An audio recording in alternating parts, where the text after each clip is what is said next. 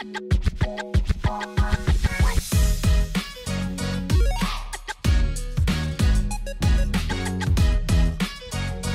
everyone, and welcome to the show. I'm James, that's Katie, and that makes this the first ever episode number 6 of Cloud Control. And man, are we excited for this episode. It is the God of War Ragnarok first impressions review, sort of, it's our first thoughts on God of War Ragnarok. We've had the game for like 4 days, and man, like, I've been so looking forward to this. Man, me too. I feel like it is criminal how little I've played of it since I got it. Like, my hype level, like, I left work on my lunch break to go pick it up. Like, I was gonna pick it up on my way home from work the day it came out, and I was like, I could save 15 minutes if I leave on my lunch break, so I can play 15 minutes sooner. I thought you were gonna say you could save $15 or less on your car insurance with Geico.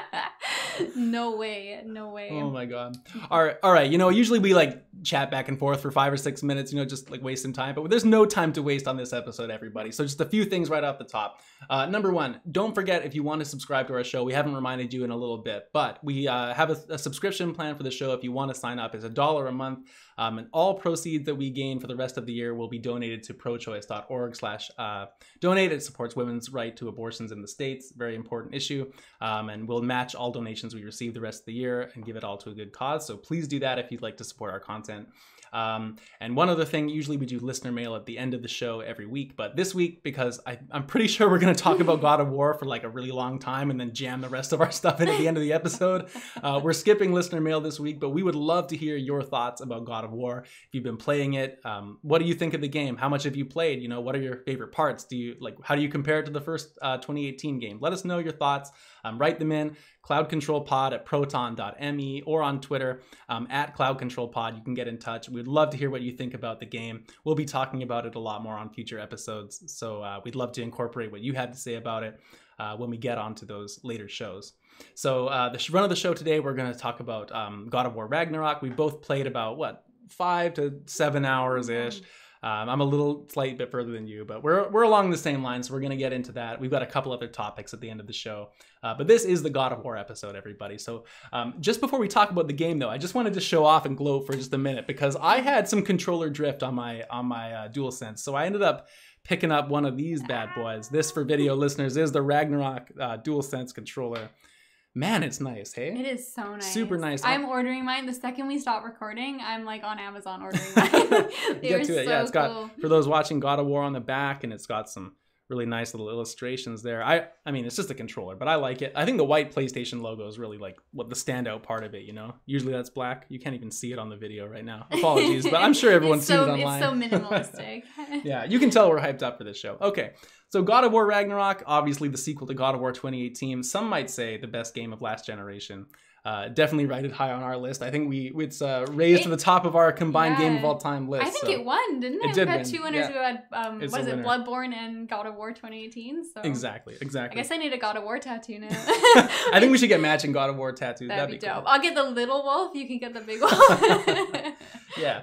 All right. So God of War Ragnarok. I think I mentioned before, we're going to completely spoil 2018. Talking freely about that. If you've not played God of War 2018, you're probably going to get spoiled on how that game ends. You really should play it. You really should play it.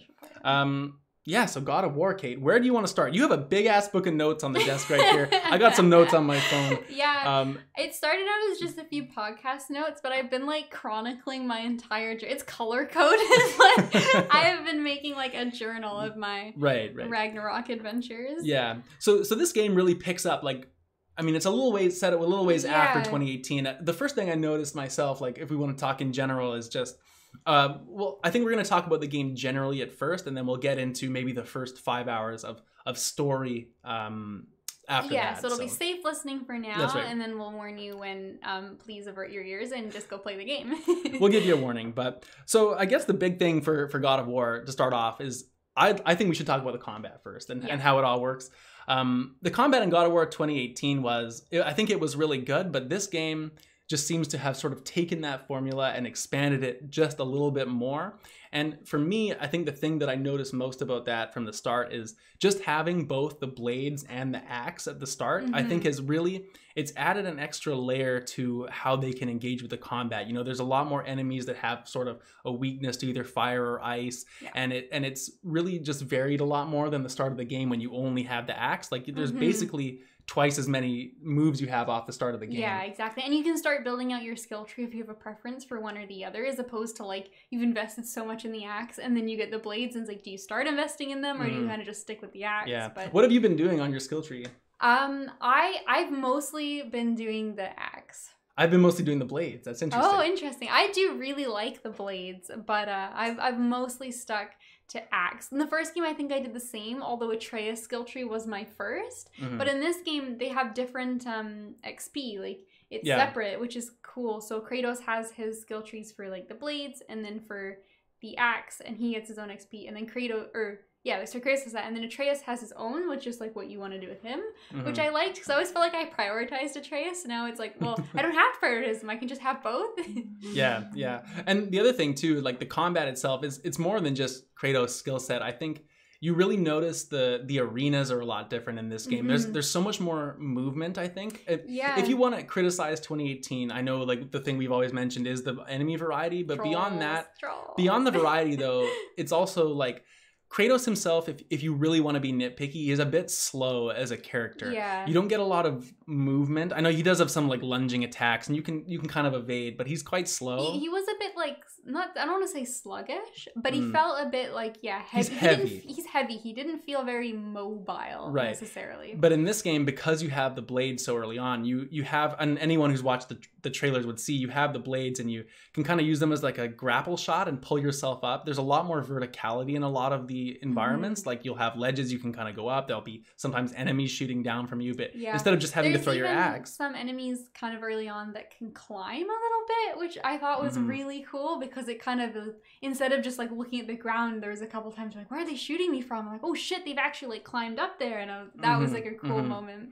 Yeah, and there's a lot more, I feel like they do a lot more contextual stuff too, where, I mean, in the first game they had it where, you know, Atreus would be like, oh, on your left, but I feel like Mimir and Atreus are really talking to you a lot more in this game, like, oh, behind you, brother, watch out, and like, there's poison. and I love that. It's like great for gameplay, but it's also it's such a nice narrative thing of like how far they've come as a team all together, right? Like you think back to the first game and it's like Atreus sucks, right? Like he starts off, he's not overly helpful, and like over time he grows and he gets to be so much more of like a competent like member of your team, and Kratos like trusts him more. At first it's like, oh, Atreus, like go hide, like don't be in danger, and then eventually it's like, okay, we're working together. But off the bat from this game, like Atreus is like, you can have him shoot arrows, he's like choking guys out, he gets up there and like melees stuff with you. Like he really feels like a dynamic part of the fight, even if it is still just that simple like square button to control him. Yeah, it's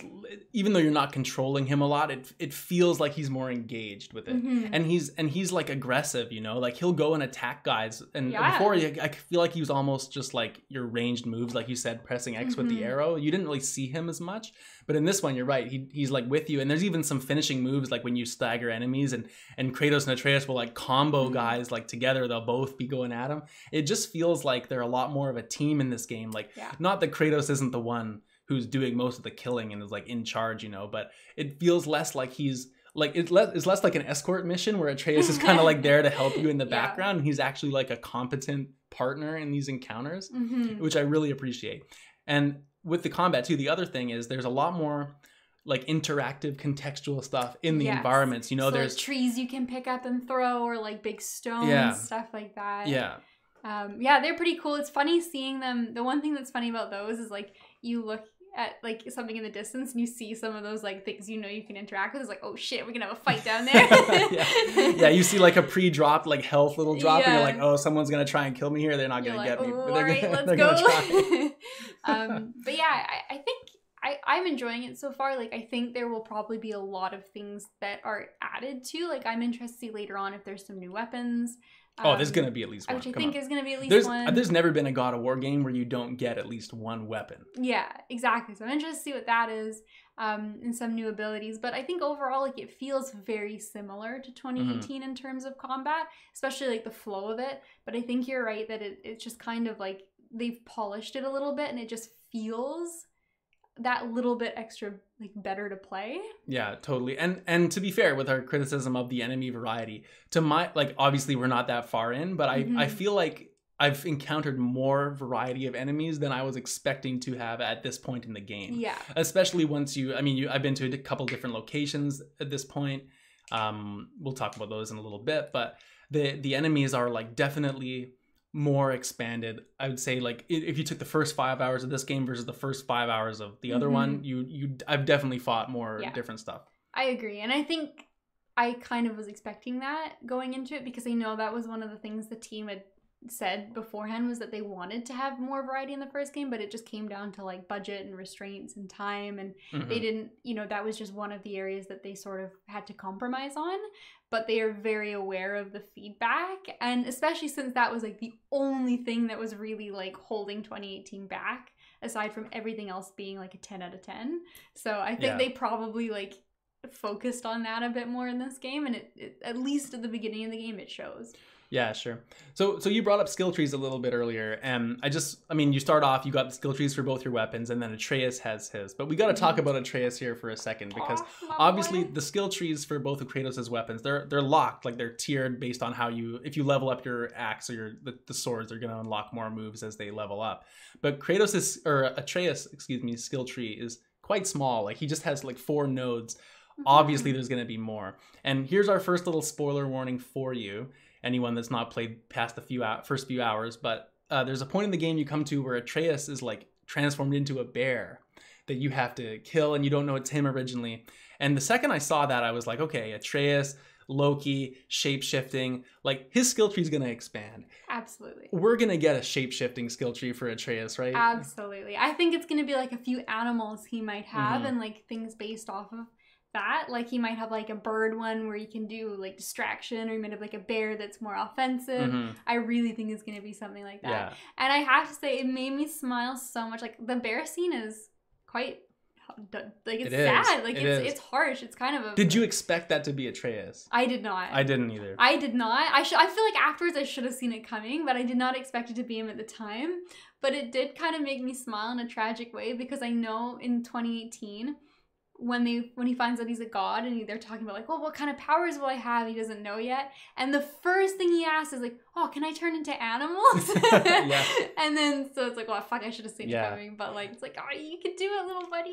I feel like there's probably so many lines throughout the first game that are like, they knew they dropped that in there because that was a plan for the sequel, and you'd never ever realize it when you're playing through. But if we complete this game and go back and play the first, there was probably so much and that's part of what I've been, like, thinking about my book, is to have that kind of stuff. But also, like, I think it's a testament to how much I love 2018. Like, my memory is notoriously awful, but I was playing through Ragnarok, and I was thinking about 2018, like, leading up to it, and I remember it distinctly so many little things, and it's like, I don't do that for every game, but, like, 2018 was special, and Ragnarok is, like, it's gonna be equally special, I think.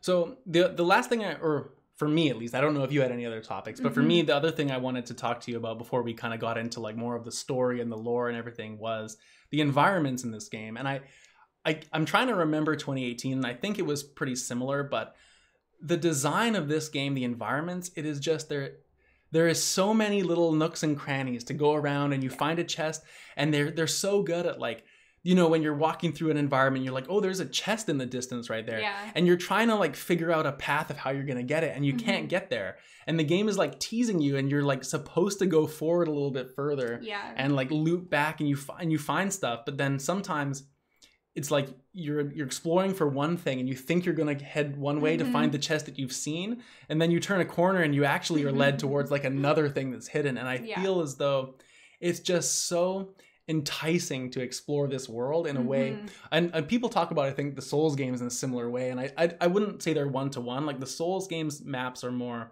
intricately, like, looped together and connected, but this game has a similar quality in terms of how it's just so compelling to look in every corner and like break every little thing in case there's something behind it. And there's just so many collectibles. Yeah, and I think it's a testament to how much I care about the collectibles. Like in a game, like I just played Plague Tale Requiem recently and I love that game. But by the second half of the game, I'd kind of like stopped caring about checking every little nook and cranny, which like for me is something I normally like. I'm so obsessive about that kind of stuff in games. But by like the second half, I just didn't care because I didn't need any more resources. Like I was full on pots. Like I didn't need any more like alcohol. Like I just like well maybe I needed alcohol because I was upset, but I didn't need it in the game. And Amicia needed some alcohol. yeah. And so like it just didn't have the incentive to do it. Yeah. But in God of War, like I'm so compelled. Like sure, sometimes it's just some hack silver and like whatever, it's an upgrade material. But even that, it's like I want as much hack silver as I can get. Exactly, because the armor and the upgrades are actually cool. But the best thing is you find so many like just nice little world building things. Like there's like those one-off items. Yeah, like you find like an artifact and then you can go in the codex, and Kratos is quite an artistic man, I must say. He does these beautiful drawings of everything he finds and everyone he meets.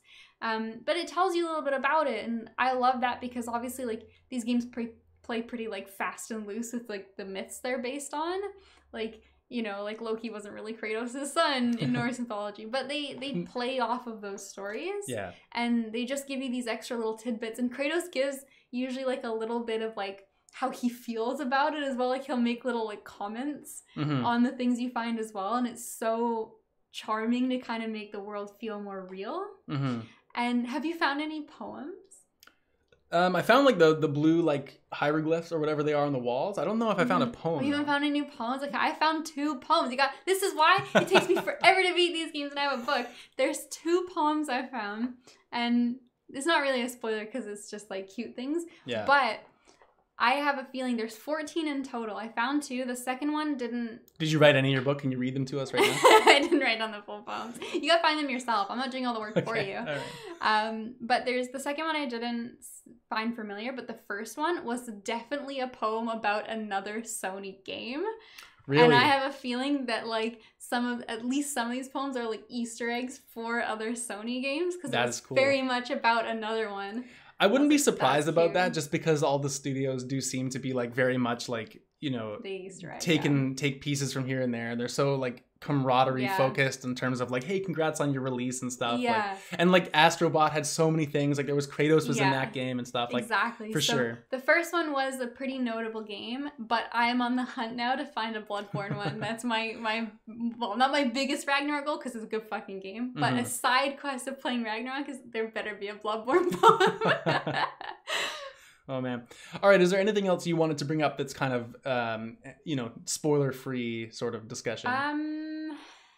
A lot of this stuff is gonna be probably pretty spoilery from here on out. Like the combat's good. The soundtrack is amazing. I gotta say the sound design is incredible. It's the same composer that did the first game, so same kind of level of quality there. Yeah.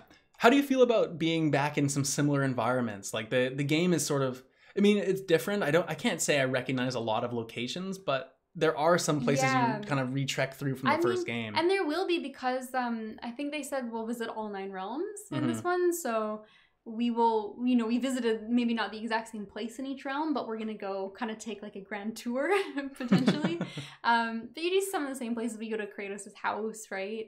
And I think it's cool to see because it just like, it makes sense, like what that of course that's where they'd be, and you know the characters are familiar, they're commenting on it, but it's different because now it's like Fimbulwinter has set in, right? So it's like covered in snow and it is changed a little bit. Yeah. Now just remember, everyone, if this was Pokemon, it would be criticized for reusing the same map assets, but because it's not, we're gonna let it pass. Okay, so this is your official spoiler warning for we're gonna, you know, first 5-6 hours of the game. Spoilers are on now for story stuff and everything like that. So the game starts off and you're sitting in a cave. Like Kratos is actually, if you remember, the first game starts off and Kratos is teaching Atreus to hunt. Like he's like a useless young boy and Kratos is like, fuck, I have to. He's also really little. I watched the like stranger scene, the opening scene where the stranger comes to visit the first time, and Atreus is sitting there, and he's so little in comparison to how he is now. It's true. Yeah. But this game is like a really interesting parallel to that, because I think it's set a little bit after the first game, and it starts off, and instead of Kratos taking Atreus to go and hunt, Kratos is like, you know, whittling some arrows in a cave, and Atreus comes back, and he has this deer on his back, and the horns are lined up perfectly, just like Loki's helmet, and you're like, holy shit, that's amazing. And he comes in, and it's clear that he's still very small and like, you know, a teen of some kind, but he's a lot more competent. Like, he's hunted already by himself. He comes in, like, they're clearly a lot more of a, it's more of like a symbiotic relationship rather than a father-son. It's still his father-son, but you know what I'm trying to say. There's a lot more equality in the relationship now. And I've noticed too, like, to add to that point, like, both of them are they're both trying to be really independent, I think. Because like Kratos, like Loki comes, or it's weird to call him Loki. I feel like it's still Atreus. But he comes in and he's got the deer, and you know, Kratos is like, oh, do you need help like putting it on the sled? And he's like, no, I can do it myself. And then later when they're like unpacking, it's like, oh, I'll help you with the deer, but like Atreus has already gotten it. And so they kind of like, they make a really good team when they have to work together, but they still have that like, oh no, I don't need your help, like I'll do it myself kind of dynamic where there's that barrier still, but it's so cool to see like how far that they've come from the first game. Yeah, totally. And so when they leave that cave originally, that's when we're really introduced to one of the brand new first mechanics, which is the dog sled riding, which, I mean, it was what it was. I wouldn't say it was amazing, but it was an exciting scene to go through and like have that sort of chase sequence, and Freya comes in sort of unexpectedly, like out of nowhere. You're already like being chased by her, and she's like out to fucking kill you. Like, she was out to kill you, but they kind of had the energy of like, oh, Freya's back again. Like, oh, all right, come on, here we go. Like, same song and dance. I mean, you get the impression they've been dealing with this for a while, right? Like they've been sort of trying to live their life and whatever their objective ends up being. I'm not quite sure, but yeah, it seems like they've kind of just been, and it's hard to tell how long it's been, but it seems like they've sort of just been laying low and kind of like a lot of training. Kratos foresees there being conflict with the gods. I can't imagine why. And he's sort of trying to prepare Atreus, and Atreus is not content to necessarily, like, he feels like they're just sitting still and wasting time. Yeah, I found that to be a really interesting dynamic between the two of them, because Kratos has historically been so aggressive and active, whereas now with this time passing, and maybe he's become a little bit older, and Atreus has become like a little bit more impulsive with his, you know, teenage years. But it's almost like Kratos has to rein Atreus in now, and like Atreus is the one who's like, oh, we're going to war, like, you know, we need to go out and take this fight to them. And Kratos is like, no, we need to be patient, and you need to train. Whereas before, I feel like Kratos would have just been like, fuck it, I'm invincible. Like, I'm going to go take him out. Absolutely. And I think the thing is before Kratos had nothing to live for, right? Like when you go back to the Greek saga, he's like, you know, he kills his family, and because he's tricked by the gods, and he's like, all this shit happens to him, and he's so just consumed by revenge. But I think he's got that sense where like he doesn't care about himself, right? He has no idea, like no concern about self-preservation, because he has nothing left to live for. Like, or he didn't. Yeah, he didn't, because the only thing he was living for was revenge at the time. But now, like, he's grown so much, and he has something to live for, which is Atreus, right? Like, that's what Kratos cares about right now. Like, you know, his wife is gone, he's got Atreus left. And so he's tempered himself in. But his biggest concern, and this was from 2018 and still carrying onward, is that he's concerned that Atreus is going to, like, take the worst parts of him. So with Atreus being, like, you know, kind of aggressive or impulsive, like, those are the exact qualities Kratos was worried that he would pass on. Yeah, there's a quote early on, and I've written a few down on here just because, like, I think there's so many great, like, short one-liners in this game. And early on, Atreus, he's like, you know, I think he's really looking for Kratos for guidance, and he asks him, you know, or he says to him, like, think like a general, not like a father. Yep. And Kratos is just like, no. Well, yeah, I wrote, that's in my book too. He goes, no. He's like, no. And then a quieter no. Yeah. Because he answers first, like, that first impulse is like freaks out for a second. And then he kind of reins his anger, and he's like, no. I'm gonna now, like, explain to you why not. I kind of feel like Kratos isn't, like, he's not a fearful person, right? Like you said, he's invincible. Like he'll fight anyone. Like he really believes he will win. But in this game, because he's so he's fearless, there's not a lot of people that will push back against him, and Atreus is like the one character he's like fearless in the same way, and he's no problem now like telling Kratos he's got a completely differing opinion, you know. Like he's willing to like have this, he has this growth, and he's becoming kind of like his father in the sense he's very independent, even though he's clearly like nowhere near as powerful as Kratos. But you know, he has that confidence that Kratos is really there to be his caretaker, and he it gives him his confidence to tell his true opinion on what's going on. Yeah. And I think it kind of boils on, they're going to have an interesting kind of like ideological conflict, because it seems like so far the main story is centered around like Atreus wants to find out who he is and what it means to be Loki, and like what his fate and his destiny is. And so that kind of drives so far, like the beginning of the plot is Atreus being like, I gotta find out who Loki is, I gotta find out what the giants like, you know, prophesize for me, what my destiny is, what I'm supposed to do. And Kratos is very like opposed to that kind of idea. Like, I don't believe in destiny, like you can't trust the gods, there is no fate, like you make your own like future, right? But in the flip side, Kratos is very attuned to like natural law, because you have that scene early on, and I have so many reasons why I think Kratos is gonna die, which we're gonna get into that. We'll get into it. But at the start, when Fenrir is dying and Kratos tells Atreus, he's like, you there's nothing you can do to save him, like it's too late, he's like, you have to let him go, like you have to just accept it, kind of thing, because that's the nature of it. And then later on, when they're at the bear cubs, it's the same kind of thing. It's like, well, nature will take care of, like we can't intervene. There's the bear corpse, nature, like the parent bear, and there's the two cubs. Exactly. He's like, we can't intervene, like, you know, Atreus like, what's gonna happen to the cubs if the parent bear is dead? It's like, well, nature will take care of it. So it's interesting how for Kratos, that's nature, like, you know, what happens in the forest and animals and life and death, and that is nature. But prophecy and fate is not natural. And it makes sense because, like, you think back to, like, how many things Kratos has done that's, like, tempered with gods, right? Like, the fates are gods in Greece, right? Well, like Kratos has died multiple times and come back because he just doesn't care. He just climbs out of hell. He doesn't give a shit about prophecy, and like he thinks those aren't natural. Those are the gods doing. Yeah, like if you persevere enough, you can undo it. Like for him. Yeah. But that doesn't extend to, like, you know, if the wolf is dying, the wolf is dying. It's dead. That's you can't change that. So it's an interesting like barrier how those two things like overlap so much. But Atreus really subscribes to one side of it, and Kratos is kind of like almost like the opposite side of the coin. Kratos is, I think, in the same way that, I mean, obviously Kratos had like a ridiculous glow up from the original games, like in terms of his character growth and like having a personality in 2018.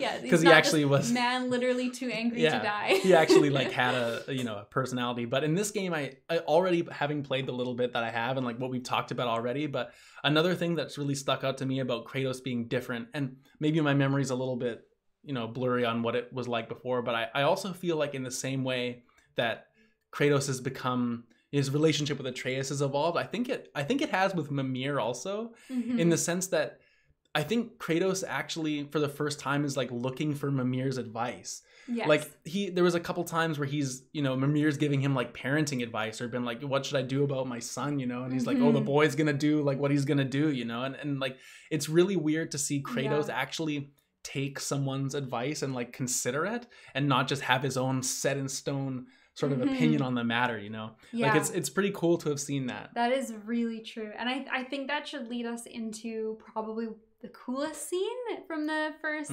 few hours of the game, when Thor and Odin show up. And so this was neat to me because it obviously really mirrors from 2018 when Baldur, or the Stranger, shows up for the first time, right?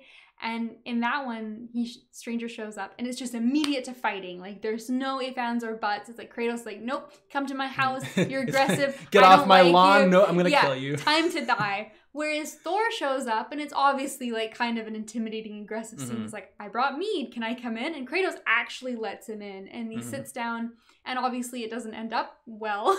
It doesn't end up going well. But he entertains the idea that they could peacefully resolve the conflict, which is crazy for Kratos. It's unheard of. He would never have done that before. No. And it's almost like he wants to show Atreus that things can be different because of the way he's lived his life. Exactly. That's like what I'm getting from that, right? Exactly, right? He wants, Atreus to not jump to fighting or to an aggressive solution every time. And obviously the lesson doesn't end up sticking because you have a cool fight with Thor.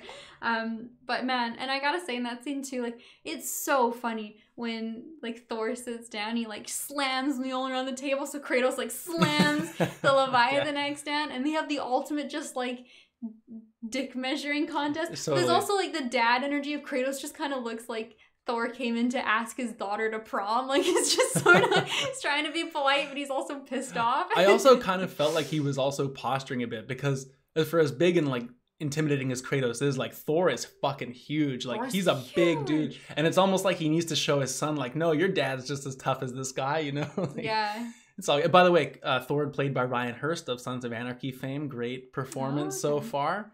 And speaking of great performances, I love the portrayal of Odin in this. Our first time seeing Odin, I wasn't sure what to expect. Like, obviously, we were going to see him. I'm glad we saw him early on, because I think it establishes, like, it's establishing more of that realm of, like, those type of gods, pantheon. Right? Those, and I feel almost like they're portrayed as, like, a mafioso family in this game, Dude, it kind of does. Thor's, like, the muscle. And, yeah, like, Odin that's what I comes thought. in. That's what I thought. He goes to, like, intimidate first, and he just sort of waits for Odin to show up. Like, I don't know what to do. Can I fight him yet? Yeah, exactly. Odin was neat. I feel like I really liked him as well. I feel like I could see some people being like a little bit polarized by his portrayal. It wasn't necessarily what I expected. I mean, I don't know a lot about like that mythology, right? Like, is this how Odin usually would be? Like, I mean, I think it depends. Like, I don't think it was like super unfaithful, but I also think that like I've seen it in other ways as well. But what stands out to me and makes it very Odin, and what I liked about it, is that he is not a fighter, right? Like, he shows up, and we've seen Kratos fight so many different gods, and it always ends up in the most like outrageous bloody fist fight. But Odin shows up and it's like, he doesn't seem like he's gonna fight at all, right? But he's I bet he will, though. I bet he will. But he's so like conniving. He's like a schemer. That's how he shows up, right? He's like a silver tongue, like smooth talker, and that's his first go-to. And he kind of walks around and he's manipulative, and like the way he speaks to them, when he speaks to Atreus, and it's like, oh, but one more thing, and even insults Thor's sons in front of him. It's like, they weren't important, but Baldur was important, and so like you never really feel like you're gonna be confident you could trust him. So here's a theory for you. You're describing him as silver-tongued and like manipulative, and less of a fighter, more of a talker. Will this game separate Kratos and Atreus and have Atreus kind of lured towards seeing Odin's point of view, and like, will he try to taint him or take him from Kratos and stuff? They definitely set that up as a conflict, because Odin Odin wants Atreus to stop looking for Tyr. But he also like is the kind of person that would offer deals as well, right? Exactly. Like, I'd say, hey kid, like, your dad doesn't want to go to war. We don't want to have a war. Come with me. Well, and he invited Atreus after a year off fighting Thor, and you get back, and Atreus tells you, he's like, well, what was he talking about? He's like, well, he offered for me to come with them and like kind of be part of their like sort of Norse pantheon, right? And obviously Atreus had said no. But later I could see if him and Kratos get into some conflict and he could run away. Like, it could be his tantrum version of like when he finds out he's a god in 2018. So 100%. Or like if some situation where Kratos is like, no, you can't pursue this. Like, I won't let you put yourself in danger. And he's like, well, this is my calling. Like, Odin said he will help me. I can totally see that happening. Exactly. I could see it happening for sure. And the other thing is, Odin gives him a coin to pay for the roof, and Kratos which the roof gets destroyed. Oh yeah, you guys like super like anime like fly up to fight in the sky, but Kratos like throws it away, and I don't know this from any like particular like source material, but I just think like the detail of having been gifted a coin, to me, I almost wonder if there's some kind of like binding contract, like if that coin like binds Atreus something because he accepted it. And I feel like that could be something as well that like ties him to Interesting. Odin. Yeah. Because like, you know, when somebody like that, like a schemer with like magic and various properties, like you don't accept gifts from them. So it seems innocuous to just be like, oh, a coin, like whatever. Yeah, yeah. But they kind of lingered on it a little bit, and like they made an effort of Kratos like put it down, and then later he picked it up and threw it away. And so Yeah. I wonder if that coin will end up being like important. Well, it'll be something. I'm sure it'll be something, but yeah. Yeah. So that's Odin and Thor. I mean, we haven't seen a lot of other characters so far in the game. We've obviously met Brock and Sindri, fan favorites. I think Sindri's my favorite character, like aside from Kratos and Atreus, obviously, like Sindri is the best. I love Sindri. I love them both, but of the two, Sindri's the one that always gets a big smile out of me. Yeah, and so it's good to see them again. Obviously Freya as well, but I feel like at least to the point where we're at now, we haven't seen a lot of other characters. Obviously Fenrir was there, and in the trailer, we saw the picture of like the giant dog. Like he was very big, and these dogs were like dog-sized dogs. So I'm wondering like when will that come into play? Yeah, you know? There'll be some wolves because they had a pack. Like it was very much established that they would have been like living with these wolves for a while. And like Atreus is obviously like very close with them, so I think that will end up being more established later. And like also the dog sledding, like they're yeah, they didn't just put that in there for the start of the game. Like, not just one dog sled sequence.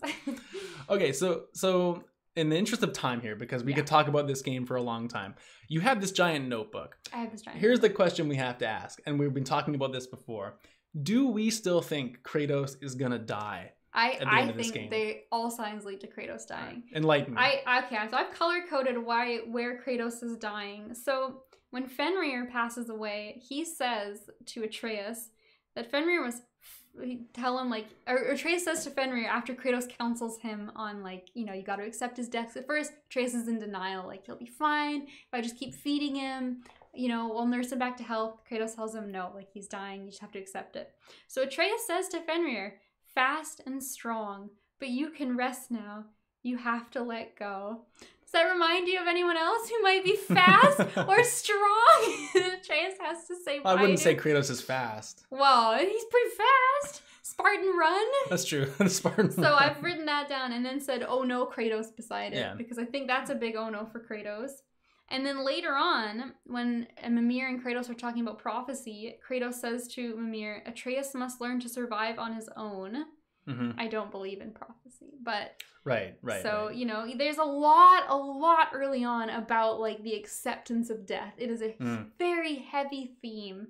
Well, it was a big theme in the last game, too, because it starts off, like, the whole quest is to deliver his mother's ashes to the top of a mountain. Like, there's loss in these games to start. Yeah, that is very true. There's a lot of loss and death, and it is a big concept, but I think, like, Kratos is going to be like more and more involved in it. And then obviously we have with the bears where there is that acceptance we talked about earlier of like, oh, nature will take its course. Like, the kids will have to learn to survive without their parent, like Kratos, or, I gotta say, like, I'm definitely not as like astute with the imagery as you, like being the English person.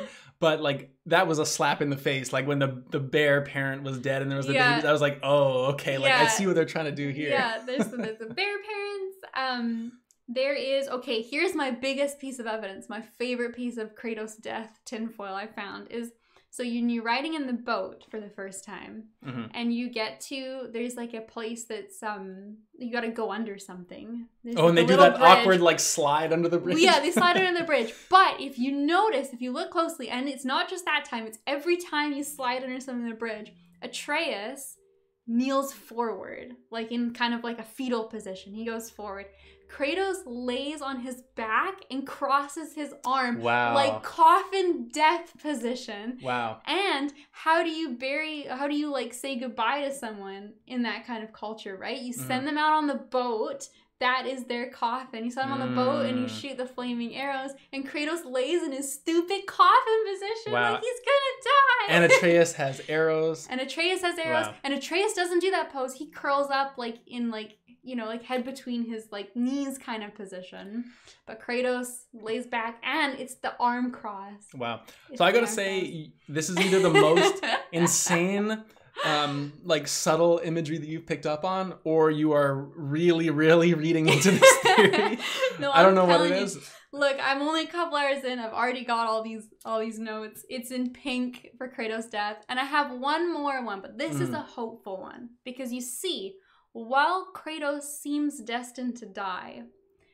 There's also the second motif going on of fate doesn't mean fuck all, and we change our fate. So, if you remember back to the fight where he's, Mjolnir and Thor and Kratos and his axe, and they're fighting, and it has like one of the most badass scenes in gaming where you like lose to Thor. Yeah. And it takes you to the death screen, and for a second you're like, oh shit, like, I guess I just wasn't quick enough, like, he beat me. And Thor is like, oh no, it's not time yet. And he, like, defibrillates you with Mjolnir and, like, pulls you back into the fight. Okay, I'm glad you brought that up, because I have to tell you, that is my favorite part of the game so far. It was They so fake you out cool. with the death screen, like the game over, like, menu screen comes where up. it gives you like the tips, like tool tips and shit are up on the screen. When that happened, I was like, okay, this game came to play. My jaw dropped like, on that. That scene. is some Inscription level, like that was some meta shit. Amazing. So, but they've set that up, right? Of like Kratos getting pulled back from the death screen by a Mjolnir.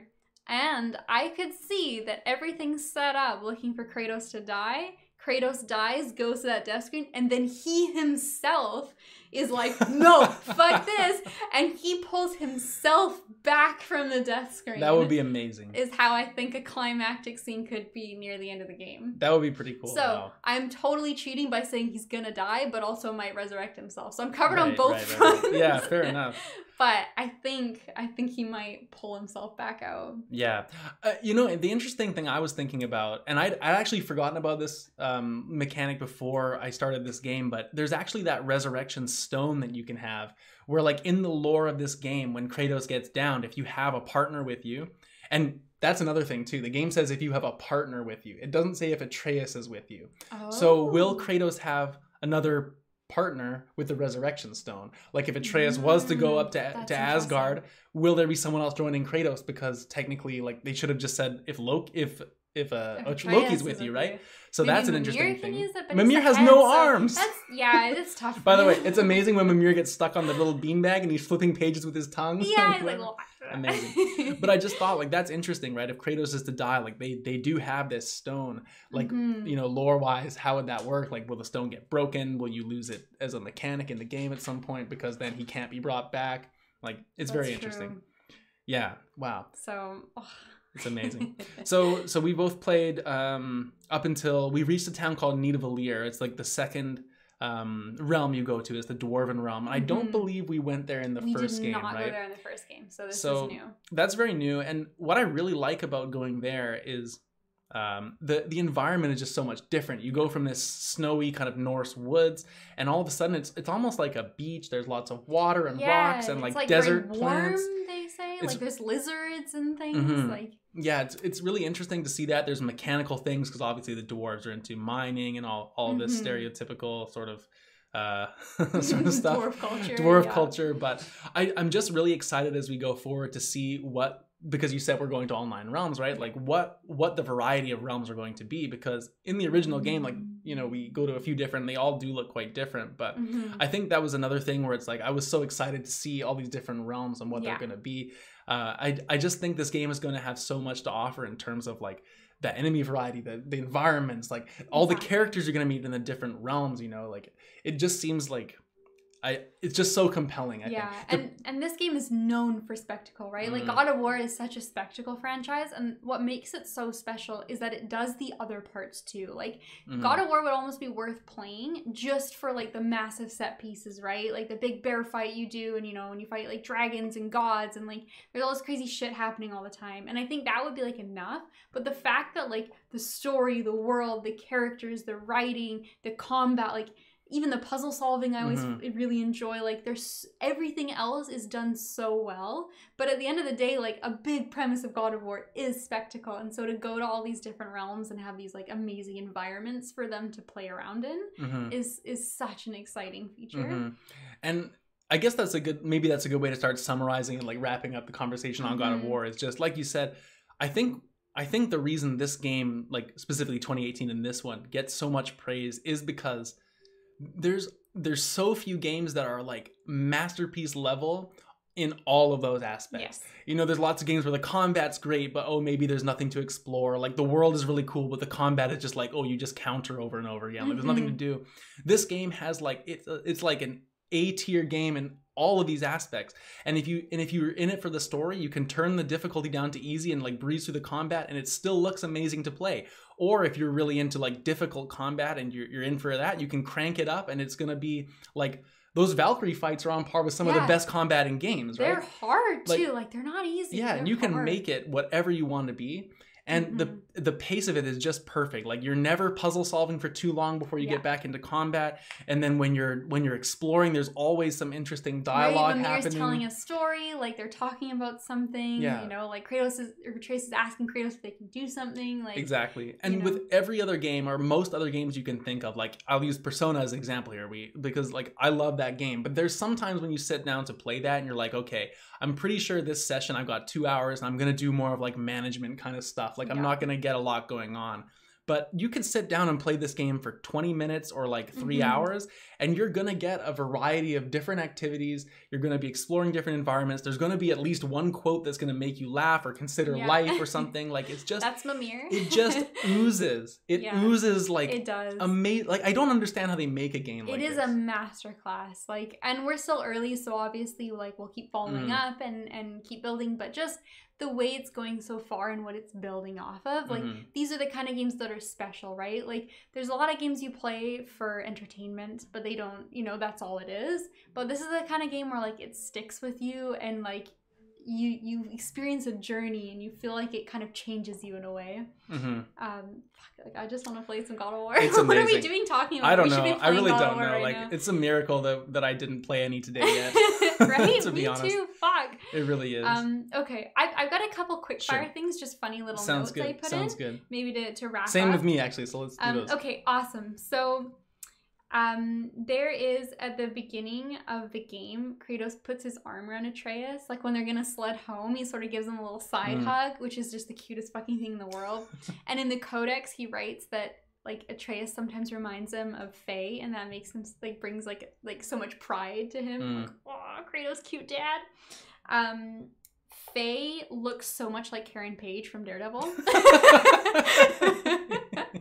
That's amazing. She does though, right? Like, you know what? I can't envision it now, but next time I play look her up, because there's a scene where like she visits Kratos in a dream, and we'd never seen Faye before, right? We know what she looks like. It's Karen Page from Daredevil is exactly what she looks like. So that's really funny.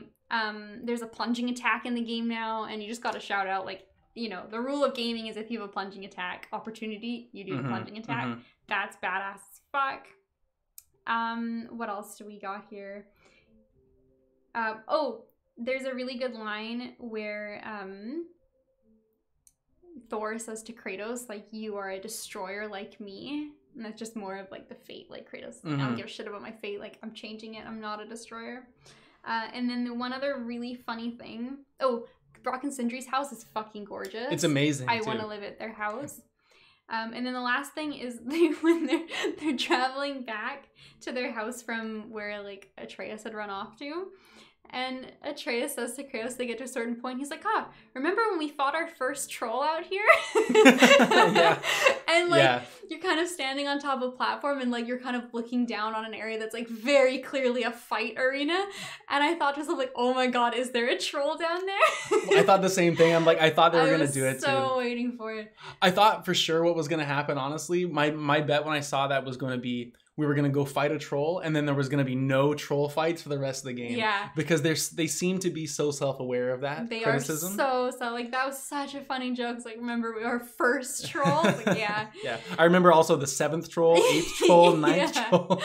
I think in this game, this is a good question. Do you think there will be a troll fight? I think there will be one, but I think it'll be like a hidden kind of optional one. Like, I think it'll be like in a side quest or in something that's not...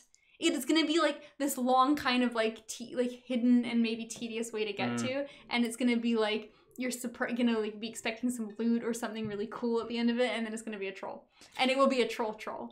Yeah, I feel like there will be, and it'll be set up as a normal fight, but then there'll be like like one of them will make a side comment that for those who have played the first game will be like, oh, I know, like they're saying like, oh, that seems like, you know, I could do that in my sleep or something like that. Yeah, or Kratos will be like, Kratos, you remember what to do, right? Yeah, like, exactly. Something like that would be my guess. Yeah, I think we'll see one. Just one. Yeah, exactly. So, okay, to end this whole thing off, I got a question for you. Okay. Do you want to be Kratos or Mimir? Do I want to be Kratos? I mean... we're going to read a quote together. Oh, okay. I will be Kratos. Okay, this is my favorite quote in the game so far as you're in the boat, okay? So I've got a quote here. I've highlighted it. I'm going to read to the first end of this quote, and then you will be Kratos. Read to the end of that quote, and we're going to do it, okay? Okay. And we're going to do our best impressions of each character. Okay. Brother, you ever think of grilling meat with those blades? No, they would foul the meat. Ah, because of the magic? No. The blood. Yes. That's the greatest quote in the game so far. They make the most ultimate buddy cop because Mimir is always so like, you know, like lighthearted, like kind of making jokes, and Kratos always just, no. No. Oh man. All right, so I think we're done with God of War for now. For this episode. Make sure to write in with emails to let us know which of our impressions was better for Kratos and Mimir.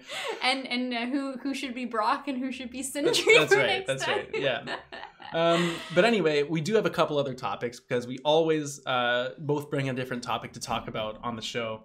To add some variety. So Kate, I would love to hear, to completely shift topics, about your experience with Rogue Legacy 2. Yeah, so this is totally random in comparison to God of War, but you know what? I just happened to see something. You know what it was? I watched the indie presentation. Nintendo Indie that came out on the 9th. Which we definitely would have talked about if we didn't need to spend 50 minutes talking about God of War. The 9th was a bad day to do a presentation. Like, it's not like Sonic levels of bad of releasing your game the day before, but it's not a great time for a presentation. But I guess maybe they're thinking not tons of overlap with Nintendo and God of War. But anyways, Rogue Legacy 2 is released on the Switch, like came out. So Did you buy it on the Switch? No, I have it on Steam, but I had played it back in like when it was still in beta or like early access or some kind of like unfinished state. So I was like, oh, you know what? I'll check it out. Like, it's kind of a good game to sort of like just like unwind with, and you know, I kind of like listen to a podcast or something while I play. Yeah. And it's actually super cool. Like, when the premise of Rogue Legacy is, it's a roguelike, you like explore castles and you like fight monsters and you like get gold to upgrade your like town and you know, like make your character stronger, and so you wear like better armor and various stuff like that. But the kind of quirky thing about it is each time you play as a descendant of your last character, but everybody has various traits. So like you can be like one character, and it's random how it gets sorted. It's like you might be colorblind in the games, like in black and white instead, or like, you know, sometimes you play as a dwarf, so like you're really like tiny, and then you could be like a giant, or you could be like one of the ones is like brittle bones or something, so you get hit, you like fly away further and like hit stun. And so sometimes they're helpful traits that end up like helping you, and sometimes and so like you might be like a really hungry person, so like food heals you more.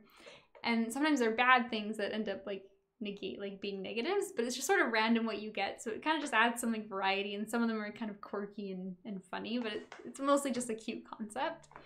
But what's cool about it now is this game originally, I think when I was playing, it had 4 classes.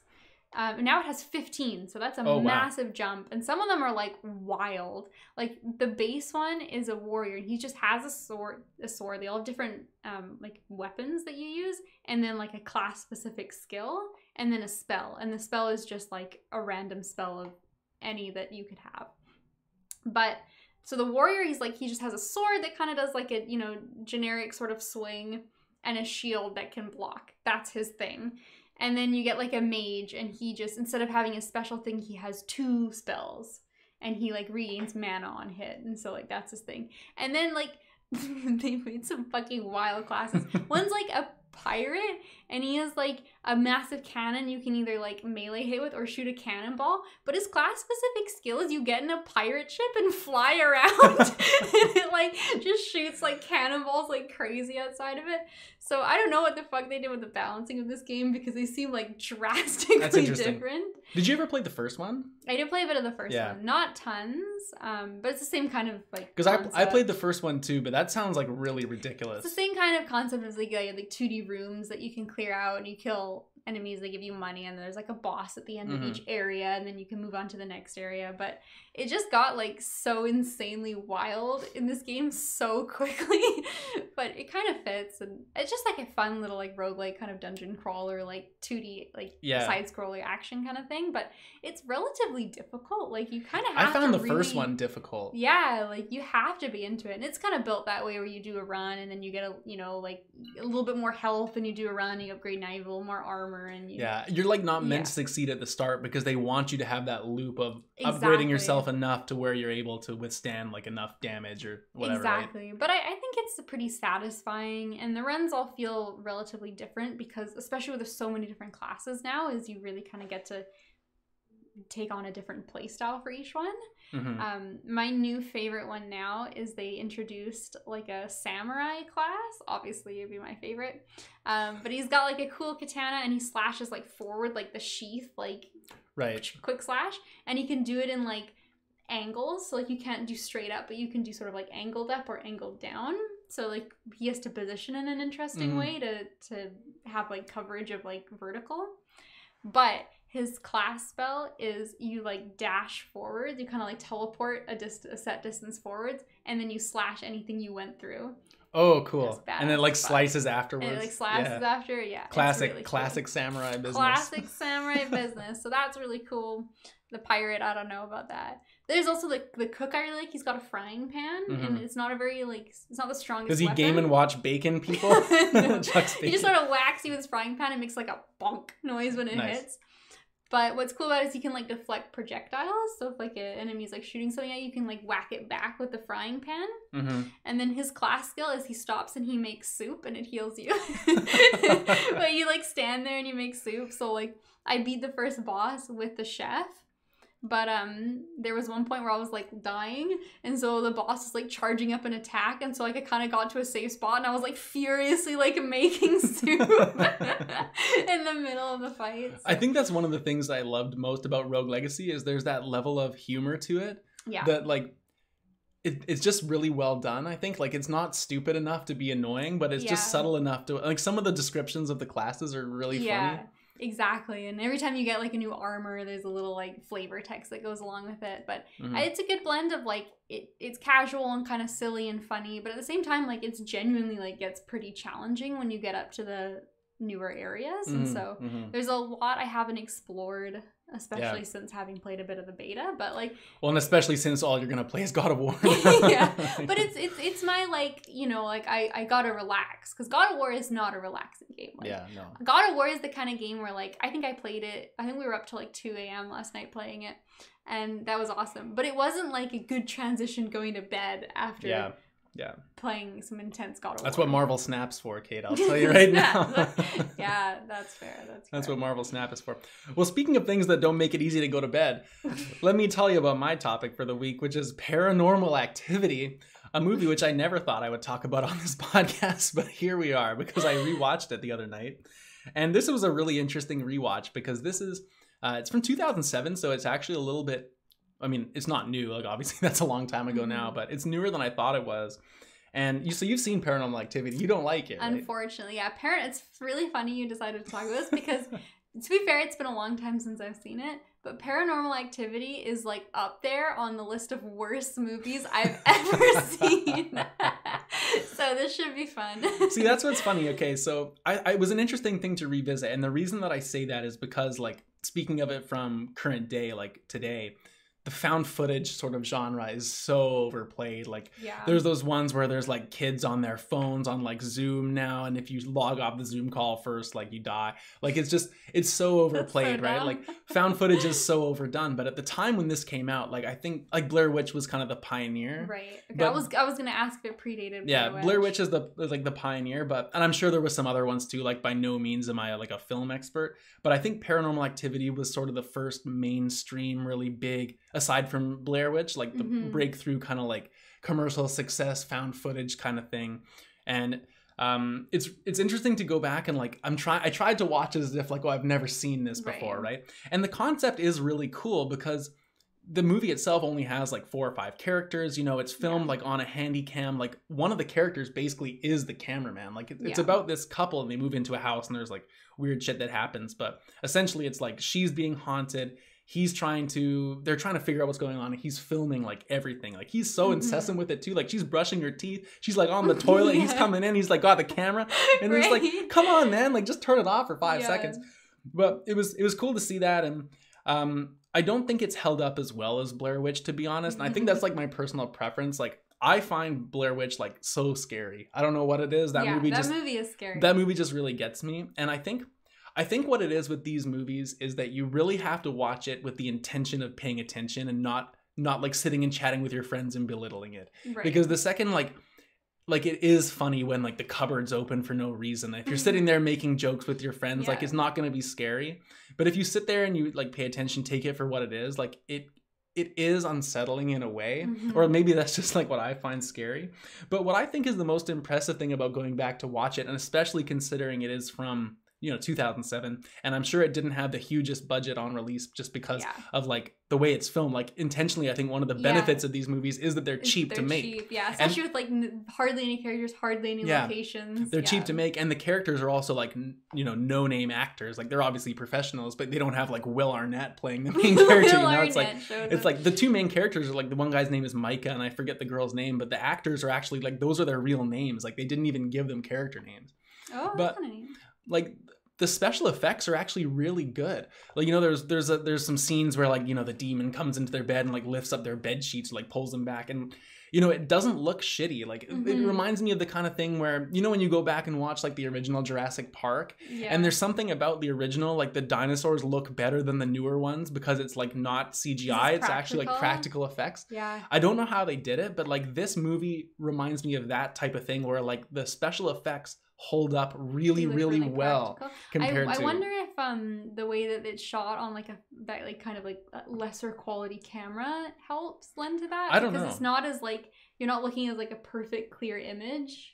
It really could be, but I'm really not sure. But there's like the scene where the bed sheets lift up. There's the one scene where like, the girl, she like literally like hovers in the bed, and like I was looking for like, you can like in the Marvel movies you can see all this shit, the green screen, you can tell like, oh, that's a green screen, right? But this movie, like, it doesn't have that. Like it legit looks like she's hovering, and it's like, to me that really was impressive. It's definitely really slow. Like it takes a long time to happen. They really have to build it up. So I wouldn't say that's great. But what's really cool about watching it, and I watched it on Blu-ray at home, is I'd never seen the alternate ending. Yes. Which is kind of interesting.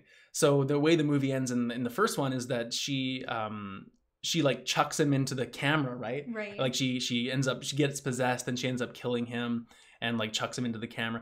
But in the alternate ending, she like walks up to the camera and she like slits her throat like as she's possessed, and it's like it's like really unsettling to watch it, and like you're not expecting it.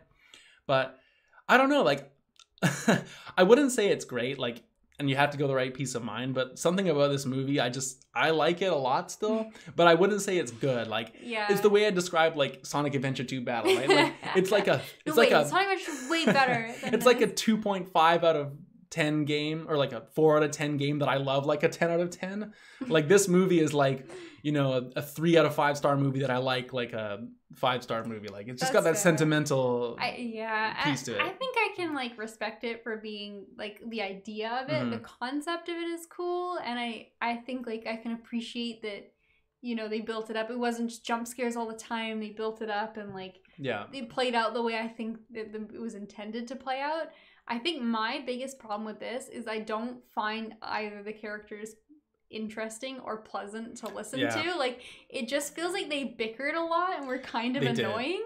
And so watching, like, it's a cool concept, especially with like multiple endings, but to me it's like watching the movie is watching an annoying couple bicker for an hour, and then you get a jump scare, and then it's time to go home. Like, it kind of like the payoff of one jump scare was not worth that like annoying couple who just really needs to like, that's probably true, sit down and actually have a conversation with each other.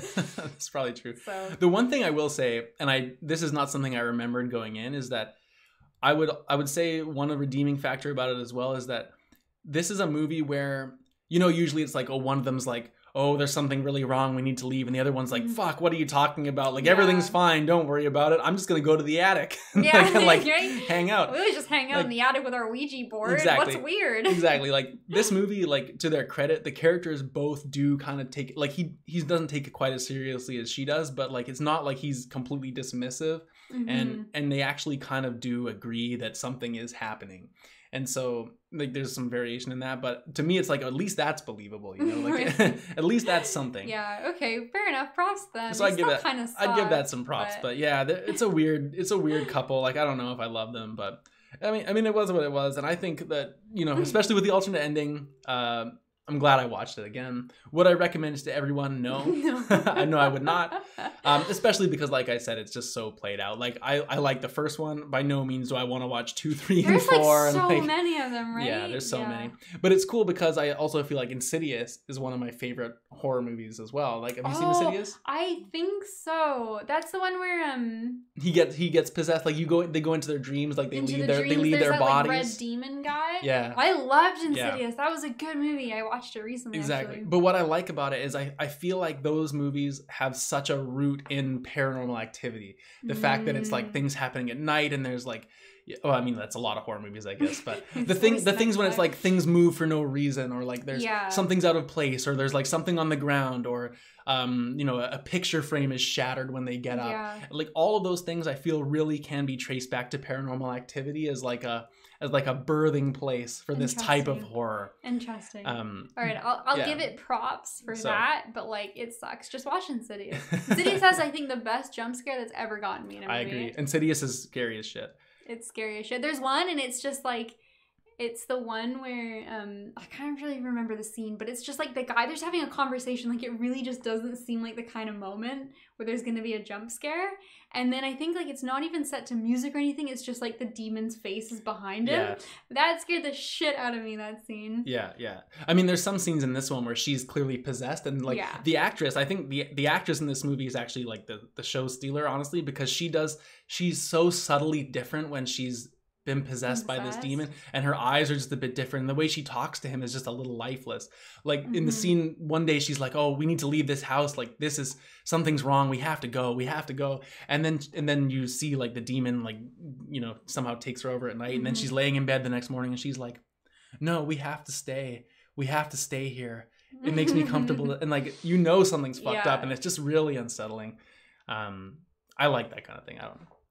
Anyways, everybody, that's Paranormal Activity. Watch it if you like it. If not, play Rogue Legacy, play God of War. Those are probably going to be better experiences for you. Yeah, I won this episode. My stuff was cooler. Oh, that's true.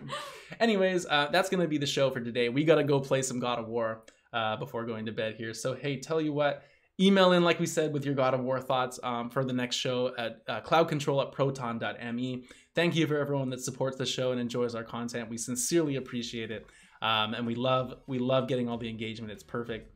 Yeah, what else can we say? Let's go play some God of War, and we'll be back next time with another episode. We'll probably talk about more God of War because it's all we're gonna do. So until then, this has been Cloud Control, the gaming podcast that's not just good, it's good enough. And we'll see you on the next episode.